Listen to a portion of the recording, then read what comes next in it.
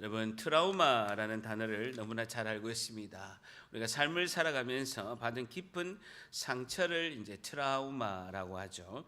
얼마나 상처가 심했으면 내 신경이 손상될 정도로 트라우마가 이제 누구나 없는 사람이 없습니다. 대부분이 가까운 가족에게서 많은 상처를 받고 트라우마를 이제 마음에 있는 경우가 많이 있죠. 이것이 결정적일 때 내 삶을 결정하는 그 아주 중요한 원인을 제공한다라는 것이 우리가 매우 안타깝습니다. 결정적으로 하나님 앞에 나아가거나 내가 힘을 내서 인생이 전진하고 돌파해야 될 그 시기에 보면 트라우마 때문에 인생을 좌절하고 낙담하는 경우가 상당히 많이 있다라는 것입니다. 여러분, 성인아이라는 말이 있습니다.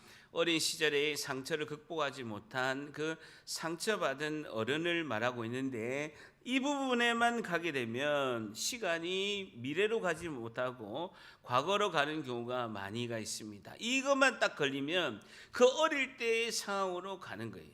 과거에서 멈추어 버리는 경우가 많이 있습니다. 시간은 미래를 흘러서 발전하고 전진하고 내 인격과 모든 것도 성숙하며 나아가게 돼 있는데, 이 부분만 걸리면 그 어릴 때의 상처의 늪에 다시 빠지는 거예요. 과거에서 멈추는 경우가 상당히 많이 있습니다. 미성숙한 영적 상태를 말하는 거죠. 생각이 자꾸 거기 과거에서 머물러서 한 걸음도 나아가지 못하려고 하는 것이 우리의 그 트라우마, 성인아이의 모습임을 볼 수가 있습니다. 그래서 우리는 관계 회복을 위해서 이렇게 가족과 여행도 다니고, 그리고 가족과 맛있는 식사도 이렇게 하려고 하고 있습니다. 여러분, 요즘에 막 해외도 많이 가고 제주에도 많이 가고, 제주도 편도가 15만 원, 17만 원이에요. 비행기 값이. 왕복이 30만 원이 넘는다고 합니다. 그 정도로 이제 우리가 이제 코로나로 억눌려 있어서 가족과 이제 회복하는 시간을 위해서 이렇게 여행도 다니고 그렇게 우리가 애를 쓰죠.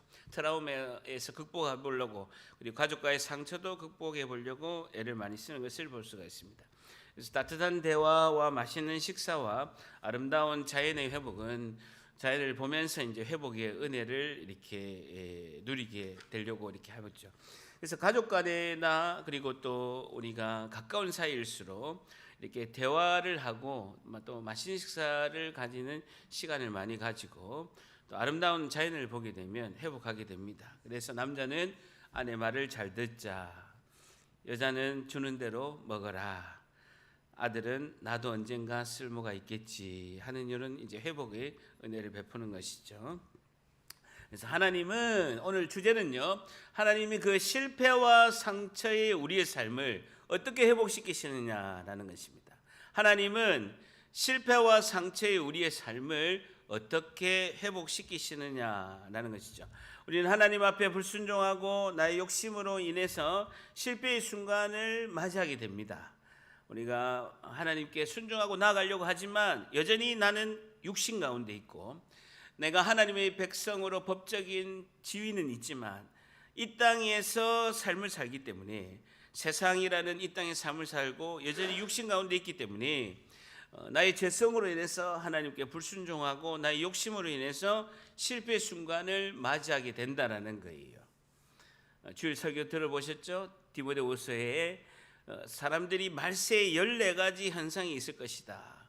그 중에 모든 근원의 뿌리가 두 가지인데, 자기를 사랑하고 돈만 사랑하는 시대가 올 것이다라는 거예요. 자기 이기적인 것으로 너무나 많이 가게 돼서 자기 사랑이 너무 과해서 하나님보다도 자기를 더 사랑하는 그런 모든 사람이 그런 시대가 올 것이다라는 것입니다. 어쨌든 하나님 앞에 불순종하고 나의 욕심으로 인해서 그 실패의 순간에 하나님은 우리를 어떻게 회복시키시는가, 이것이 오늘 말씀의 주제로 한번 살펴보고자 합니다. 오늘 출애굽기 말씀을 보게 되면요, 출애굽기 32장 4절에 보게 되면 모세가 시내산에 올라서 40일 동안의 십계명의 말씀과 율법의 말씀을 받습니다. 그런데 이스라엘 백성이 이게 산 위에 올라간 모세가 안 내려오니까 이스라엘 백성이 밑에서 40일 동안 기다리다가 민족의 지도자인 모세가 내려오지 않으니까 그들이 한 행동이요. 출애굽기 32장 4절 같이 한번 읽습니다. 시작. 아론이 그들의 손에서 금꼬리를 받아 부어서 조각칼로 새겨 송아지 형상을 만드니 말하되 이스라엘아 이는 너희를 애굽 땅에서 인도하여 너희의 신이로다 하는지라. 모세의 형 아론이 백성들에게 금을 다 가져오라라고 한 것입니다. 그래서 그걸 다 녹여서 조각칼로 새겨서 자기들이 애굽 땅에서 430년 살면서 본 그 우상 숭배, 그 소를 섬기는 그 우상 숭배의 모습을 생각을 내서 이것이 하나님이다. 이스라엘아 이는 너희를 애굽 땅에서 인도해낸 너희 신이다라고 송아지를 새기면서 그 송아지에게 하나님이다라고 하면서 우상을 섬기는 40일 동안에 모세가 물도 먹지 않고 40주야를 하나님 앞에 있으면서 금식하면서 십계명의 말씀과 율법의 말씀을 받을 때 모세를 기다리던 백성은 모세가 오지 않자 금송아지를 만드는 그런 큰 하나님께 불순종하는 결혼을 하자마자 외도를 하고 간음을 하는 그런 잘못을 저지르게 된다라는 것입니다. 그럴 때 32장 15절에 모세가 돌이켜 산에서 내려오고 있는데 그 십계명의 증거 두 돌판을 그의 손에 가지고 그 판의 양면에는 이쪽 저쪽에 글씨가 쓰여져 있었고, 근데 그 판은 하나님이 직접 만드신 거예요. 돌도 하나님이 만드시고 그 안에 있는 글도 하나님이 직접 쓰신 거라는, 글자는 하나님이 쓰셔서 판에 새긴 것이더라라고 32장 16절에 말씀하고 있습니다. 자, 그런데 밑에서는 32장 19절에 보면요, 진에 가까이 가서 모세가 시내산에 내려와 보니까 그 금송아지와 가지고 백성들이 막 춤을 추는 것을 모세가 보게 된 것이죠. 근데 모세가 크게 놓아요 손에서 그 판들을 산 아래로 던져서 하나님께 받은 그 십계명의 두 돌판을 박살내서 깨버리게 됩니다. 이 십계명의 두 돌판대로 말씀대로라면 이 백성은 즉시 죽어야 되는 거예요. 그래서 노가 하늘 꼭대기까지 오른 모세가 십계명의 언약의 그런 계약서 돌판을 즉시 파기시키고 깨버리는 것을 볼 수가 있습니다. 그러면서 20절 한번 같이 읽습니다. 시작. 모세가 그들이 만든 송아지를 가져다가 불살라 부수어 가루를 만들어 물에 뿌려 이스라엘 자손에게 마시게 하다. 얼마나 화가 났느냐면 그들이 만든 송아지를 가져오라 해가지고 다 불살라서 부셔버려가지고 가루를 만들어가지고 물에 뿌려서 이스라엘 자손에게 다 나오라 해가지고 그 금을 다 마시게 하는 것을 볼 수가 있습니다. 마치 제가 지난주에 기도하러 간 한 주 사이에 수요 예배 우리 지난주 쉬었잖아요. 근데 신천지 구원파가 와가지고 예배당에서 예배를 하는 기절초풍할 그런 상황과 마치 같다라는 것이죠. 어쨌든 재속에 빠진 이스라엘 백성에게 모세는 분노가 폭발한 것을 볼 수가 있습니다. 그래서 하나님이 이 백성들을 다 쓸어버리려고 한 거예요. 근데 모세가 정말 하나님께 이 백성을 살려달라라고 중보기도를 하고 있습니다. 하나님, 이 백성을 살려달라. 모세 너 하나를 데리고 세상을 다시 만들겠다라고 하셨는데 하나님께 모세가 정말 살려달라라고 중보기도해서 그 모세 기도를 들으신 하나님께서 용서하시는 것을 볼 수가 있습니다. 자, 그래 오늘 보는 본문요 34장 1절에 보게 되면 그 모세가 40일 동안 시내산에 간 것과 똑같이 하나님께서 십계명의 두 돌판을 똑같이 쓰는 사건이 있게 됩니다. 34장 1절 같이 있습니다. 시작. 여호와께서 모세에게 이르시되 너는 돌판 둘을 처음 것과 같이 다듬어 만들라. 내가 깨뜨린 처음 판에 있던 말을 내가 그 판에 쓰리니 라고 하고 있습니다. 첫 번째는요 40일 동안 올라가서 금식하고 하나님께서 돌판도 만드시고 하나님께서 그 돌판에 쓰셨는데 이번에는 똑같이 모세를 부르시고 나서 돌판은 모세에게 만들라고 하십니다. 그런데 그 돌판의 십계명의 돌판의 글은 똑같이 하나님이 이번에도 다시 한 번 더 돌판에 쓰시는 것을 볼 수가 있습니다. 그러면 3, 4장 28절 한번 같이 읽습니다. 시작. 모세가 여호와와 함께 40일 40야를 거기 있으면서 떡도 먹지 아니하였고 물도 마시지 아니하였으며 여호와께서는 언약의 말씀 곧 십계명을 그 안에 기록하셨더라라고 말씀하고 있습니다. 똑같이 첫 번째와 똑같은 상황이 똑같이 하나님께서 재현하시는 거예요. 모세 올라와라. 40일 40야를 40일 낮밤을 거기 있으면서 첫 번째 했던 것처럼 떡도 먹지 말고 물도 마시지 말고 하나님께서 언약의 말씀 그 십계명을 그 돌판에 똑같이 기록하는 것을 볼 수가 있습니다. 처음하고 똑같은 상황을 하나님이 똑같이 한 번 더 하시는 것을 볼 수가 있습니다. 하나님은 다시 십계명을 포함한 율법의 말씀을 다시 주시고 똑같은 상황을 말씀하고 있죠. 왜 그랬을까 하나님은? 하나님 왜 똑같은 것을 두 번 반복하실까요? 성경의 인물들과 우리들은요 시험 속에서 실패하기도 하고 승리하기도 합니다. 그런데 하나님은요 같은 상황, 같은 조건으로 한 번 더 상황을 우리에게 주신다라는 거예요. 다시요. 성경의 인물들과 우리는 신앙생활을 하면서 시험 속에서 실패하기도 하고 승리하기도 합니다. 그런데 하나님은요 한 번 더 세컨드 찬스, 한 번 더 우리에게 기회를 두 번째 똑같은 상황을 주시고 기회를 주신다라는 것이죠. 똑같은 상황과 조건으로 다시 한번 상황을 만들어 주신다는, 하나님 우리가 실패한 그 자리에서 동일하게 두 번째 기회를 주신다는. 성경이 대부분에 보면 하나님께서 하나님의 백성에게는 자비하심과 긍휼하심을 베푸셔서 두 번째 같은 기회를 주신다라는 것이죠. 그러면서 이번에는 우리가 어떻게 반응하나라는 것을 하나님은 보고 계신다라는 거예요. 삼손도 그렇게 했습니다. 삼손이 여인 들릴라에게 빠져가지고 자기 하나님 주신 그 능력을 다 잃어버리고 그 삼손이 다 죽었을 때, 눈이 빠지고 다 빠졌을 때, 머리가 길렀을 때 하나님께서 마지막 기회를 삼손에게 주십니다. 요나 선지자도 마찬가지죠. 하나님께서 니느웨에서 외쳐라 하니까 거꾸로 다시스로 가게 되는데 똑같이 요나에게도 한 번 더 기회를 주신다라는 거예요.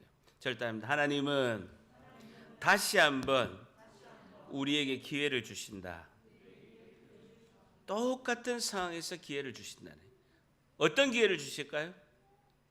하나님은 어떤 기회를 주실까요? 왜 기회를 주실까요? 첫 번째, 왜 기회를 주실까요? 두 번째는 어떤 기회를 주시느냐라는 것이죠. 실패한 우리가 한 부류는 반복해서 계속 실패합니다. 실패를 통해서 교훈을 배우는 사람이 있는 반면에 한 번 실패를 경험한 것을 계속 반복해서 실패하는 경우가 많아요. 신앙의 여정을 걸어갈 때 하나님께서 우리에게 기회를 주시고 똑같은 상황을 또 주시는데 또 반복해서 죄를 짓고 계속해서 반복을 실패하게 되면 신앙의 전진과 인생의 발전과 인생의 한 걸음도 나아가지를 못한다라는 거예요.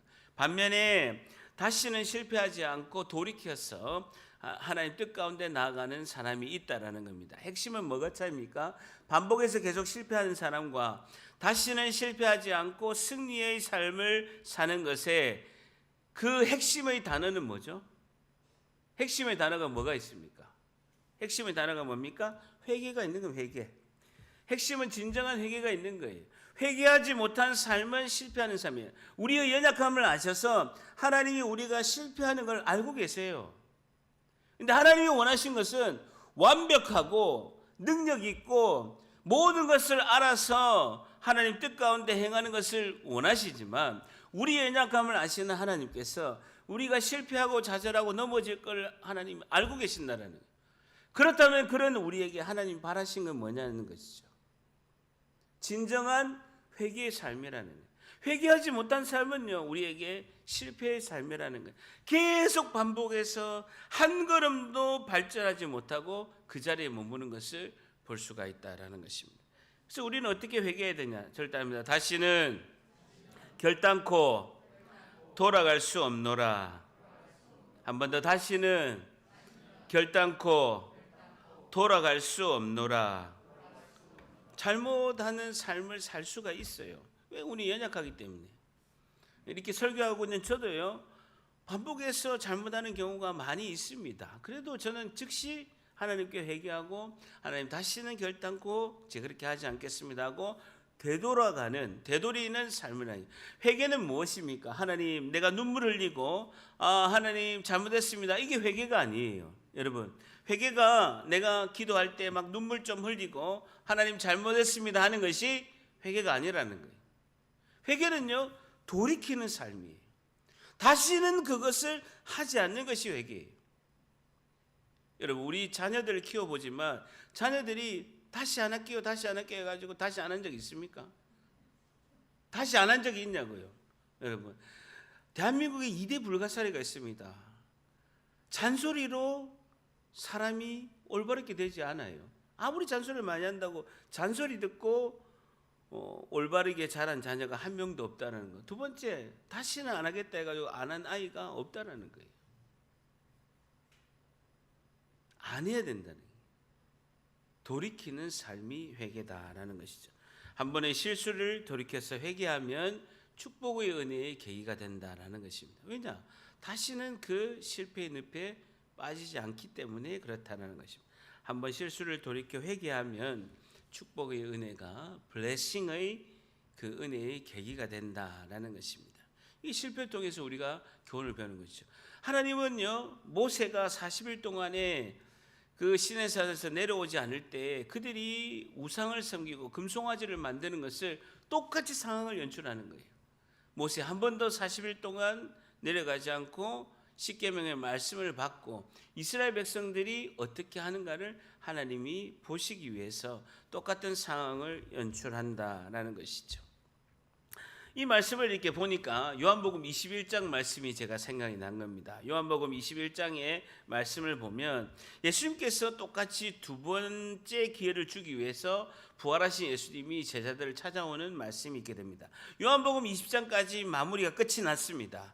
요한이 마무리를 끝을 냈다가 갑자기 요한복음 21장에 굉장히 중요한 사건을 사도 요한이 떠올라서 다시 부록처럼 21장에 기록된 말씀이 요한복음 21장의 말씀이죠.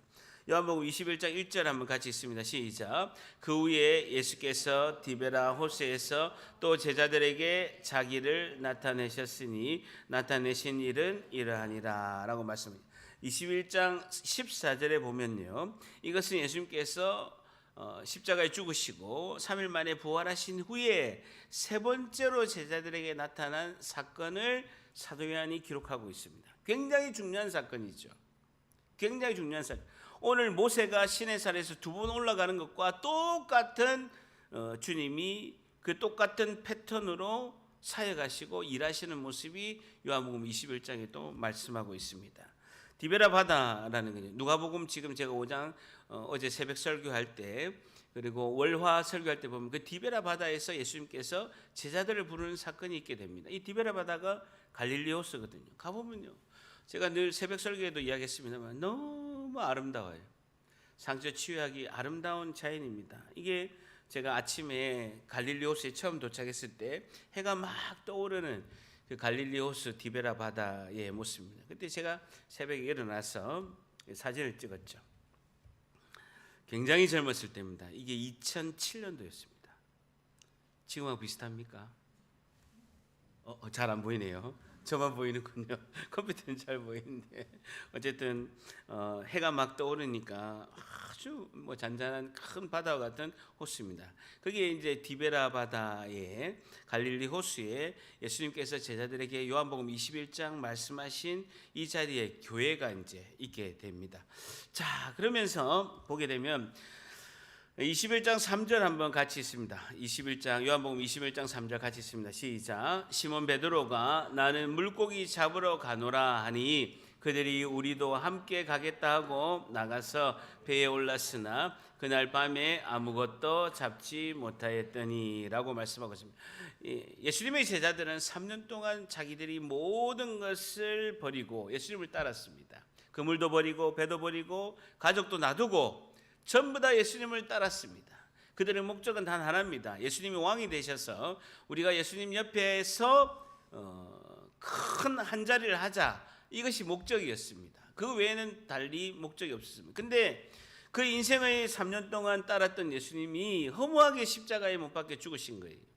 불과 일주일 전에는 다윗의 자손, 호산나 다윗의 자손이라고 백성의 열광을 받았던 예수님이 주일날 예루살렘에 입성하시고 나서 금요일날 비참하게 십자가에 허무하게 돌아가신 거예요. 예수님의 제자들은 소위 말해서 현타라고 합니까? 현타? 뻥찐 거예요. 예수님의 존재가 너무 컸기 때문에 예수님이라는 이 존재가 하루아침에 사라져버린 겁니다.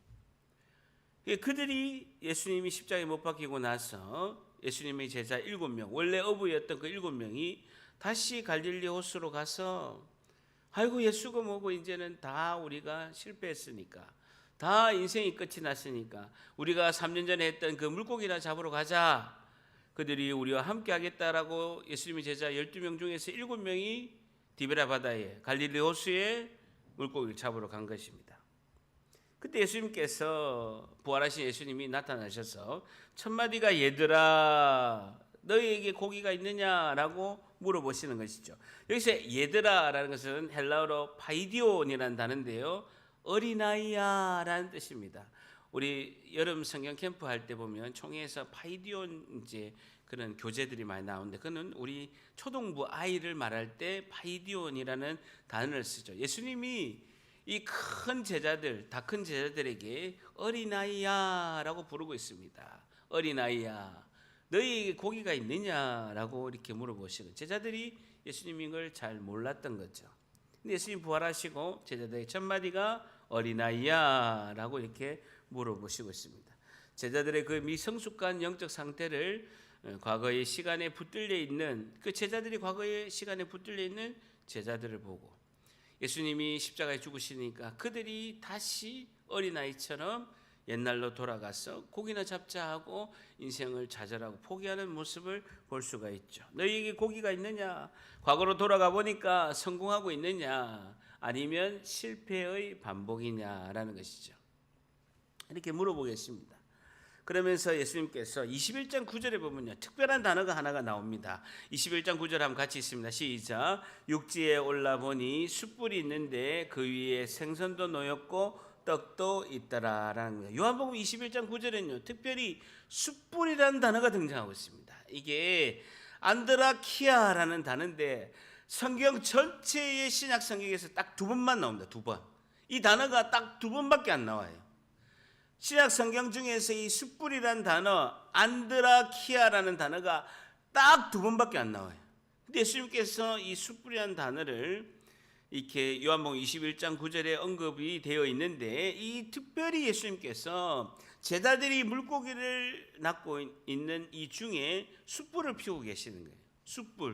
숯불을 왜 피우고 계시냐라는 거죠. 이 숯불은요, 딱 한 번이 요한복음 21장 9절에 나오고 또 한 번은 요한복음 18장에 나오고 있습니다. 베드로가 예수님이 종교 재판을 받을 때 금요일 밤 늦게, 목요일 밤 늦게죠. 종교 재판을 받으려고 목요일 밤에 잡히시고 이제 금요일 아침 9시 십자가에 못 박히시는데, 목요일 밤에 잡혀서 제사장 집에 가서 종교 재판을 받으려고 예수님께서 체포되어 갑니다. 그럴 때 그 대제사장의 집에 있던 여종이 베드로에게 이야기하되, 너도 이 사람 중에 이 사람의 졸개들 일당 아니냐, 이 사람들의 부하가 아니냐라고 하니까 베드로가 나는 아니다라고 첫 번째 부인을 하게 됩니다. 그러면서 18장 18절 같이 있습니다. 시작. 그때가 추운 고로 종과 아랫 사람들이 불을 피우고 서서 쬐니 베드로도 함께 서서 쬐더라. 여기서 불이요, 안드라키아, 숯불. 요한복음 21장 9절에 딱 한 번 나오고 요한복음 18장 18절에 딱 2번밖에 안 나오는 단어예요. 숯불. 베드로가 예수님을 부인하고 실패하고 예수님에게 저주까지 하면서 평생 자기의 트라우마였던 예수님을 저주하고 예수님을 부인하고 평생 자기 트라우마에 있는 그 죄, 그때 뭐가 등장했습니까? 숯불이 있었던 거예요. 왜? 목요일 밤이었거든. 목요일 밤에 추운 밤이었어요. 새벽이 가까운 밤이었기 때문에 그때 제사장의 마당의 뜰에 숯불이 있었던 거예요. 그때가 추운 거로. 그때가 추웠거든요. 2, 3월이었으니까. 추운 거로 종과 아랫사람이 숯불을 피우고 섰을 전에 안드라키아라는 단어가 등장하고 있죠. 유대 전승에 보게 되면, 사도 전승에 보면 베드로는 예수님을 3번 부인한 이 죄 때문에, 이 실패 때문에 새벽에 닭만 울면 예수님을 부인한 그 트라우마 때문에 늘 새벽마다 꼭기호하면 늘 예수님에게 죄 지은 것이 생각나서 통곡했다라고 유대에 내려오는 사도 전승의 이야기가. 베드로는 이게 트라우마예요. 평생 트라우마라. 예수님을 섬기고 사도로서 모든 역할을 하려고 할 때마다 걸고 넘어지는 트라우마라. 내가 인생에 있어서 전진하고자 할 때 나를 잡고 있는 트라우마. 하나님께 좀 더 가까이 가려고 하는데 잡고 있는 트라우마가 있다는 거예요. 트라우마가 있다고. 이게 걸려서 믿음이 한 걸음도 나아가지 못하는 거예요. 다 있어요. 다 있다고. 그거를 덜어드리기 위한 그런 조력자 역할을 제가 이번 주에 하고 있는 거예요. 계속 할 거예요. 여러분의 신앙의 하나님 앞으로 좀 더 나아가려고 하는데 평생 붙잡고 있는 이 트라우마 때문에 마음문이 꽉 닫혀서 절대로 가지 못하는 이것에서 벗어나기 위해서 나아가려고 하는 그 트라우마가 있는 거예요. 트라우마가 있다. 저도 수요 예배에 트라우마가 있습니다. 너무 은혜로운 결정적인 순간에 항상 현준이가 내려와요. 항상 그래요. 지난주도 그랬고요. 지지난주도 항상 그랬어요. 이게 제가 트라우마예요. 이 은혜의 클라이막스에 현준이가 내려오겠다. 여지없이 내려오는 거예요. 자, 그러면서요, 예수님이 과거의 실패 자리에 찾아가게 됩니다. 두 번째 기회를 줍니다. 세컨드 찬스. 세컨드 찬스가 블레싱이에요. 따뜻한 모습으로 가셔서 그 숯불 앞에서 그 트라우마를 예수님이 다시 재현하시는 거예요. 그러면서 예수님께서 21장 5절에 보면, 요한복음에 보면요, 예수께서 이르시되 얘들아 너희에게 고기가 있느냐라고 대답하시고 이르시되 그물을 배 오른편에 던지라 그리하면 잡으리라 하시니 이에 던졌더니 물고기가 많이 그물을 들 수 없을 정도로 많이 잡은 걸 볼 수가 있습니다. 여러분 보세요. 그들이 아이고 예수님 죽어서 이제 우리 꽉 났다, 이제 고기나 잡으러 가자 하고 계속해서 고기를 잡은 거예요. 근데 한 마리도 못 잡은 거예요. 예수님께서 어린아이야 얘들아 너희에게 고기가 있느냐라고 물어보시면서 6절에 보면 그물을 배 오른편에 던져라 그리하면 그 고기를 잡게 될 것이다 하시니 이에 던졌더니 물고기가 많아 그물을 들 수가 없었더라 라고 말씀하고, 그러면서 요한복음 21장 7절 말씀합니다. 7절 시작. 예수께서 사랑하시는 그 제자 베드로에게 이르시되 주님이시라 하니 시몬 베드로가 벗고 있다가 주님이라 하는 말을 듣고 겉옷을 두른 후에 바다로 뛰어내리더라. 예수님께서 베드로 이 한 제자를 살리기 위해서 오시는 거예요. 사랑하는 그 제자가 베드로에게 이르되, 사랑하는 그 제자 누굽니까? 사도 요한이 오 예수님이시다 라고 하니까 시몬 베드로가 보세요. 베드로가 얼마나 정신이 없었냐면요, 보통 배에 있다가 수영하려면 옷을 벗고 수영해요, 옷을 입고 수영해요? 다시, 여러분 수영 안 해봤어요? 수영할 때 우통을 벗고 수영해요, 옷을 입고 수영해요? 옷을 벗고 수영하잖아요. 근데 베드로는 벗고 있다가 수영하려고 옷을 입고 수영하러 가는 거예요. 그러면서 예수님에게 달려가는 걸 볼 수가 있습니다. 그러면서 21장 11절 같이 한번 읽습니다. 시작. 시몬 베드로가 올라가서 그물을 육지에 끌어올리니 가득히 찬 큰 물고기가 153마리라 이같이 많으나 그물이 찢어지지 아니하였더라. 그물이 찢어질 정도로 가득 찬 걸 볼 수가 있습니다. 예수님께서 숨은 의도가 있죠. 두 번째 주시는 기회. 자 보세요. 이 그림이 어디서 많이 본 그림이에요. 너무 신기한 건요. 제가 이번 주 화요일에 어제 새벽 설교한 말씀이 이거하고 똑같은 거예요. 너무 신기한 거는 제가 어제 아침에 화요일 새벽에 설교한 누가복음 5장 말씀이 예수님께서 제자를 부르시는 이 말씀이 이 상황과 너무나 똑같다는 거예요. 보세요.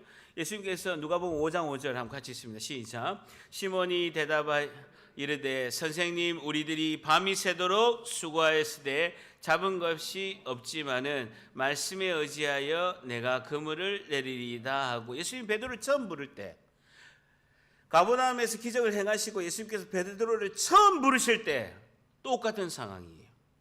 밤이 새도록 수고했는데 물고기를 잡은 게 없는 거예요. 근데 예수님이 뭐라고 하셨습니까? 말씀에 의지하여 내가 그물을 내려라 라고 하니까 이제 그들이 그렇게 말씀하시니까 베드로가 말씀에 의지하여 내가 그물을 내리겠습니다 하고 그렇게 하니까 고기를 잡았는데 힘이 많아서 그물이 찢어지는 줄 앞에 보세요. 그물이 찢어지지 아니하였더라라는 겁니다. 그물이 찢어질 정도로 많이 잡았다라는 것입니다. 그러면서 누가복음 5장 10절에는 예수님께서 이렇게 합니다. 시몬 베드로에게 이르되 무수하지 말라. 이제부터는 내가 사람을 취하리라. 절 따릅니다. 내가 사람을 취하리라. 첫 번째 부르실 때 말씀이 뭡니까? 그물이 찢어질 정도로 많아서 친구 배까지 와가지고 배 2개가 그걸 가득 싣고 온 거예요. 지금도 예수님께서 실패하고 좌절하고 트라우마에 있는 베드로에게 똑같은 상황이 그물이 찢어질 정도로 가득 물고기를 싣고 오게 됩니다. 근데 예수님께서 베드로를 부르실 때 고기를 낚는 어부가 되지 말고 네가 사람을 취하리라 라고 예수님 말씀하십니다. 똑같아요. 예수님께서 요한복음 21장 15절 같이 읽습니다. 시작. 그들이 조반 먹은 후에 예수께서 시몬 베드로에게 이르시되 요한의 아들 시몬아 내가 이 사람들보다 나를 더 사랑하느냐 하시니 이르되 주님 그러하나이다. 내가 주님을 사랑하는 줄 주님께서 아시나이다. 이르시되 내 어린 양을 먹이라. 예수님 첫 번째 부르실 때 3년 전에 하신 말씀과 내가 사람을 취하리라 이 말씀과 3년이 지나서 실패 앞에 있는 베드로에게 똑같이 내 어린 양을 먹이라 라고 말씀하고 있습니다. 사명의 회복. 여러분요, 사명이 있는 자는 회개의 삶을 가게 되고 주님이 나를 이끄는 삶의 주인공이 될 줄 믿습니다. 내가 주님이 왜 나를 구원하시고 이 땅의 삶을 나에게 은혜를 베푸시고 오늘 나에게 주님께서 나를 이끌어 가시고 나에게 하나님께서 건강도 주시고 물질도 주시고 평강의 은혜 주시고 평화의 은혜를 주시고 나를 이끌어 가시는 그 목적이 뭐냐는 거예요. 내가 실패할 때마다 내가 회개의 삶으로 내가 극복해서 주님께 다시 나아가지만 더 힘을 내서 전진하기 위해서는 주님이 나를 왜 구원하셨는가에 대한 사명의 회복이 있어야 된다. 사명의 회복이 있어야 된다. 내가 그냥 잘 먹고 돈 잘 벌고 잘 살고 건강하게 교회 안 와도 돼요. 교회 안 와도 된다고. 지금 이 시간에 여러분 확실한 건요. 예배 안 드리고 헬스하면 더 건강합니다. 분명한 거예요. 근데 주님께서 예배자로 불러주시고 우리가 실패하고 낙담하고 인생의 삶의 존재의 가치 이유를 모를 때 주님이 다시 손을 붙잡아 주시고 우리가 다시 힘을 낼 수 있도록 회개의 은혜를 부어주시고 우리에게 사명을 다시 깨닫게 하는 거예요. 처음 우리를 불렀을 때 베드로를 처음 불러서 사람을 낚는 어부가 되게 하라. 그걸 다시 일으켜 세우시는 거예요. 내 어린 양을 먹이라. 회개의 삶을 한 우리가 사명의 회복을 해야 된다는 거예요. 내 사명이 무엇인지를 빨리 발견해야 돼요.